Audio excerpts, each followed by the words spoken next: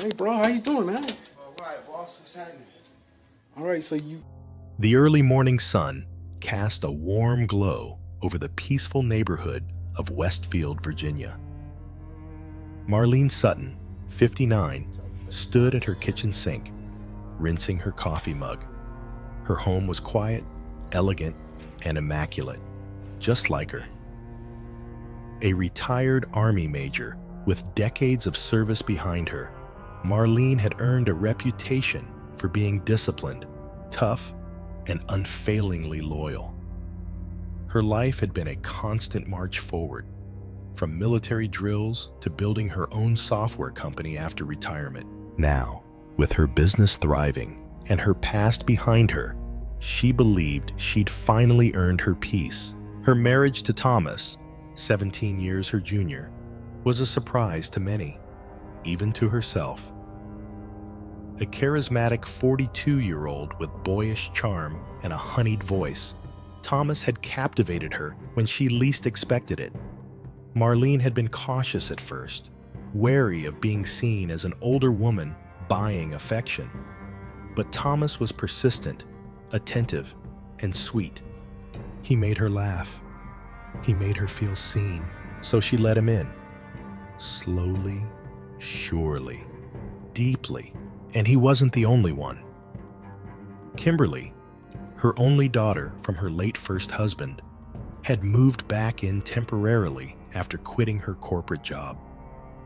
The two most important people in Marlene's life were under the same roof. It should have felt like a blessing, but instead, it felt off. Kimberly had always been a difficult child, headstrong, restless, often critical. Their relationship had grown strained over the years. Still, Marlene loved her with a depth only a mother could understand. She gave her everything: education, comfort, opportunities. Sacrifices made quietly, proudly. She hoped, with time, they'd rebuild what had been lost. But lately, she noticed moments that disturbed her. Kimberly and Thomas exchanging glances too quickly withdrawn, hushed laughter in the kitchen that fell silent when she walked in. She brushed it off at first. Maybe she was imagining things. Stress, perhaps. Then came the neighbor's whisper. "Marlene, I saw something odd. Thomas and Kimberly. They were at the Holiday Inn last Thursday." Marlene had frozen. She smiled politely, thanked her neighbor, and returned home with trembling hands. She didn't cry, not yet. She watched, listened, took mental notes of every interaction. A gentle touch on the arm, a shared look during dinner, excuses that didn't quite add up. And then she hired a private investigator. It was the first tactical move she'd made in years, and it came instinctively. The report came back 2 weeks later. Photos, logs, time-stamped evidence, hotel rooms, dinner dates, lies. Her husband, her daughter, her world crumbled in silence. That night, she sat alone in her bedroom, staring at the report, her hand steady, her breath shallow. On the nightstand beside her rested the Beretta she kept locked for decades, a relic of her past. She didn't touch it, yet. The morning after the truth sank in, Marlene moved through the house with robotic precision. The same woman who once led platoons across dangerous terrains now found herself quietly making breakfast, serving coffee to the man who had desecrated her trust. Her eyes held no emotion, only calculation. Thomas smiled at her, unaware of the storm that brewed beneath her calm surface. "Sleep well?" he asked. Stretching like a man without a care in the world, Marlene nodded. "Like a rock," she said. It wasn't a lie. After nights of restlessness, last night had offered her clarity, cold, terrifying clarity. Later that day, She met with the private investigator again. She wanted everything. Records, photos, receipts, surveillance footage. She wasn't building a case for court. She was building something darker. Control, leverage, power. But Marlene knew better than to act impulsively.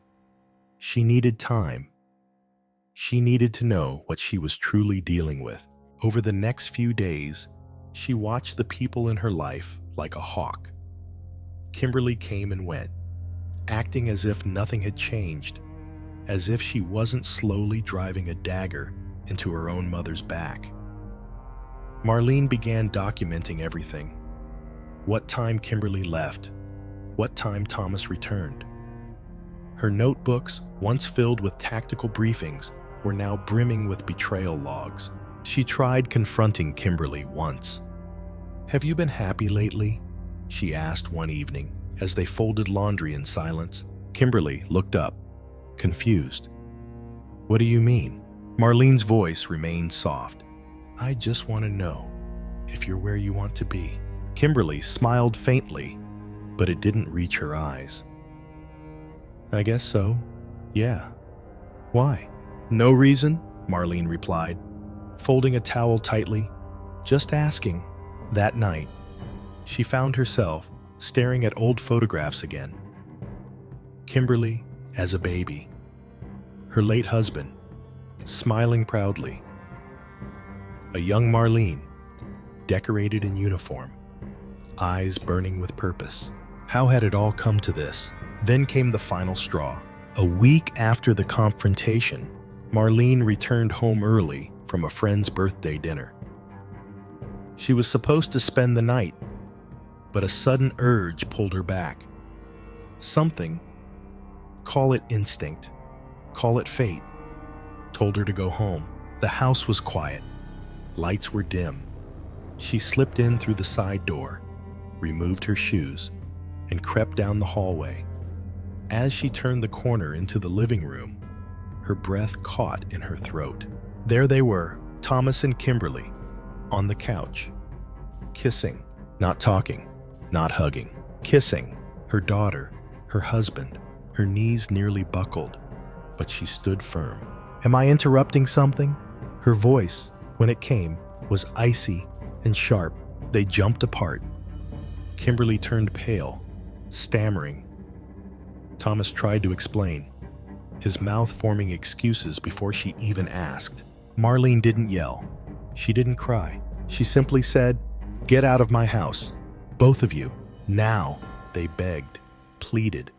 Kimberly sobbed, but Marlene didn't flinch, and as the front door slammed behind them, she locked it. Then, calmly, she walked to her room, opened her closet, and removed the small safe. Inside, a gun, loaded, registered, and next to it, a manila folder. Marlene placed both on the bed. She stared at them long into the night. 3 days passed. The silence in Marlene's house was deafening. Kimberly had not returned, and Thomas, after multiple ignored calls and blocked messages, finally stopped trying. The air felt different now, still, heavy, like a battlefield after the final shot. But Marlene was not done. She had spent a lifetime planning for war. This was no different. In her office, surrounded by shadows and the sharp scent of gun oil, she reviewed everything again. The photographs, the logs, the receipts, the messages, everything that proved their betrayal, everything that reminded her that the two people she had built her second life around, her daughter and her husband, had twisted it into a grotesque lie. Her hands didn't tremble anymore, not like they did the night she confronted them. She wasn't a broken woman. She was a soldier again, and soldiers do not flinch. That afternoon, Marlene met with her attorney. Calm, composed, with her signature discipline etched into every movement. She didn't speak of the betrayal. Instead, she updated her will. She restructured her business shares. She added a confidential clause to her life insurance policy. And most importantly, she removed Kimberly as a beneficiary. In her place, she named her longtime housemaid, Rosa, someone who had stayed loyal, who had never once broken her trust. "I want everything to be clean, precise, and binding," she told the attorney. He didn't ask questions. He knew better. Back at home, Marlene spent the evening cleaning her weapons. It wasn't for any immediate purpose. It was a ritual, a return to control, a reminder of who she had once been. That night, while eating dinner alone, she received a text from Kimberly. "Can we talk?" No apology, no explanation. Just those 3 words. Marlene stared at the screen for a full minute before replying. "Come tomorrow at 7, alone." She slept well. The next evening, as the sun dipped behind the distant ridge, casting golden rays through her living room window, Marlene sat waiting. Kimberly arrived promptly at 7. She wore jeans and a loose hoodie, trying to look casual, but her eyes were red, her shoulders tense. She stepped inside cautiously, like a child caught sneaking out after curfew. Marlene gestured toward the couch. "Sit." Kimberly obeyed. For a long while, there was only silence between them. Then Marlene leaned forward, eyes locked on her daughter. "Do you love him?" The question struck like a slap. Kimberly's eyes widened. She opened her mouth, then closed it again. "I don't know," she finally whispered. "That's not an answer." Kimberly's face flushed. "I thought I did. I thought maybe he saw me. Not just as your daughter, but as someone real." Marlene inhaled sharply. "You think I didn't see you? You think I didn't build everything in this house for you?" Kimberly looked away, ashamed. "You always controlled everything. I felt like I was just living your plan. With him, I felt alive. And you betrayed me for that?" Kimberly's voice cracked. "I didn't plan it. It just happened." Marlene stood, pacing slowly across the room. "Everything just happens when you lack honor, when you lack discipline. And now you want to talk?" "I'm sorry," Kimberly whispered. "Not enough," Marlene snapped. Silence returned. Heavy, dense. Finally, Marlene turned to her daughter and said quietly, "You will leave this house tonight. You will not come back. You will not contact me. Do you understand?" Kimberly's eyes filled with tears. "Where will I go?" "That is no longer my concern." Kimberly stood, slowly. "You're really choosing the maid over your own daughter?" Marlene's eyes burned. "I'm choosing integrity over betrayal." Kimberly stepped back, shaken. Then she left, and Marlene, once again, stood alone in the stillness. But this time, it was not grief that filled the room. It was clarity and vengeance. A week passed. Kimberly disappeared from Marlene's life just as abruptly as she had arrived that fateful night. The house was quieter than ever, but Marlene found no peace in the silence. She went through the motions: business meetings, charity work, even a luncheon with veterans she used to serve with. But inside, a cold storm brewed. Then came the nausea. At first, it was mild, a queasy feeling in the mornings. Then the dizziness, the persistent fatigue, and finally, the weight loss. Her clothes hung looser, her reflection more hollow. She chalked it up to stress. After all, betrayal, murder, and the collapse of your family would take a toll on anyone. Still, something didn't feel right. She visited her doctor, who ordered a series of tests. When the results came back, they were inconclusive. Nothing alarming. but enough irregularities to warrant further investigation. They scheduled another round for the following week, but Marlene never made it to that appointment. On a rainy Tuesday afternoon, while walking up the stairs in her home, Marlene suddenly collapsed. Her body crumpled like paper. Rosa, the housemaid, heard the thud and ran to her aid, screaming as she called 911. Marlene was rushed to the hospital, unresponsive. By the time she arrived, she had stopped breathing. Doctors tried everything, but within the hour, she was pronounced dead. The medical report listed the cause as cardiac arrest brought on by unexplained complications. But Rosa, shaking, tearful, couldn't accept that. She had seen Marlene's decline. She had heard her whisper, "Something is wrong inside me," just 2 nights earlier. And so, Rosa went to the police. At first, the authorities were skeptical, but Rosa insisted. She told them about the dramatic changes in Marlene's health, the tension between her and Kimberly, the events following the confrontation with Tyler. Reluctantly, the police opened an inquiry. The autopsy report was shocking.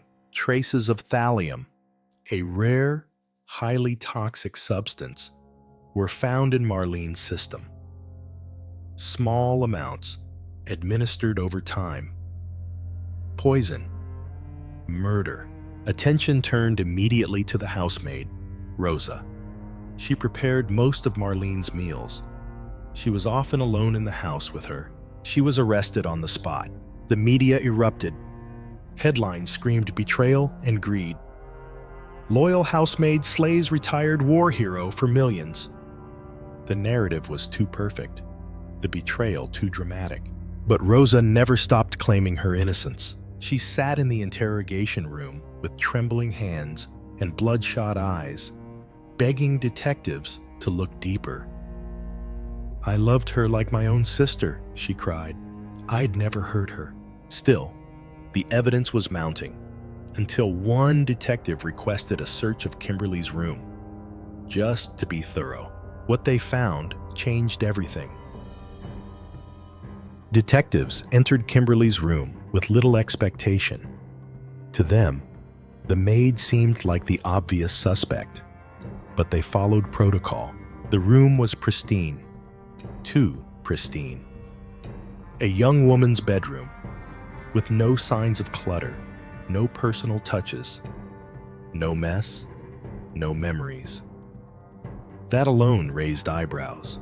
As they searched the closet, drawers, and behind furniture, nothing stood out. Then one officer dropped to his knees and looked under the bed. He froze. A small shoebox, taped shut, coated in dust.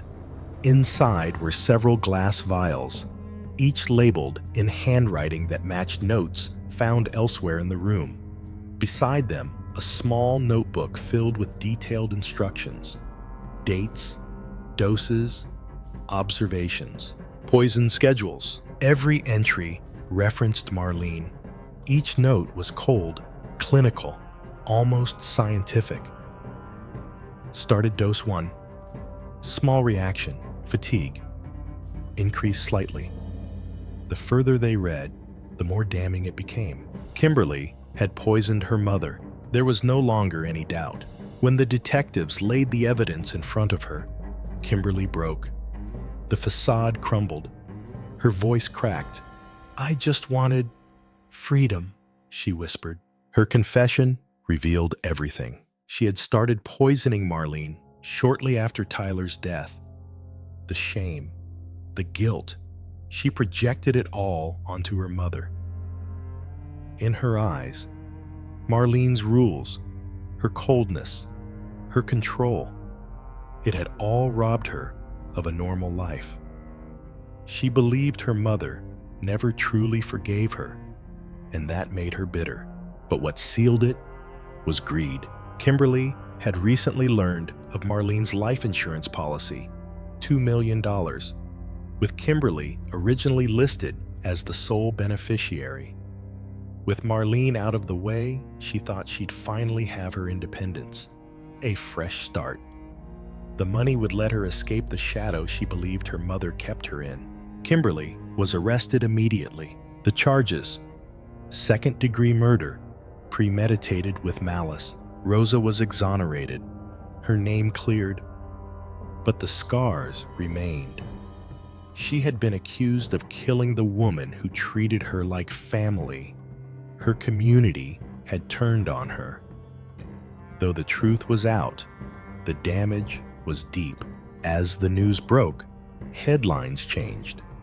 Daughter kills mother for 2 hours life insurance. War hero betrayed by her own flesh and blood. The story shocked the nation. Yet, even with Kimberly in custody, there was one final twist nobody expected. Marlene had changed her life insurance policy. Quietly, just months before her death. The beneficiary, not Kimberly, it was Rosa. No one, not even Rosa herself, knew. The revelation stunned everyone. In the weeks following Kimberly's arrest, attorneys reviewed Marlene's updated insurance documents. There it was, clear, legal, signed, and dated. The $2 million life insurance policy, now named Rosa Mendoza, the family housekeeper, as the sole beneficiary. No explanation, no letter, just the signature of a woman who perhaps saw the storm coming long before anyone else did. For Rosa, the news felt surreal. She had served the family with quiet loyalty for nearly 2 decades, enduring long hours and sacrificing her own comfort without ever asking for more. To her, Marlene had been more than an employer. She was a friend, a protector, someone who had shown her consistent kindness and respect. And now, from beyond the grave, Marlene had given Rosa a gift she never expected. The press swarmed the story. Media outlets described it as a final act of justice, a twist worthy of a true crime novel. Talk shows debated whether Marlene had suspected Kimberly's intentions or simply chose to reward the only person who had remained loyal. Rosa didn't care for the spotlight. She moved out of the house soon after, unable to bear the memories and whispers that haunted the hallways.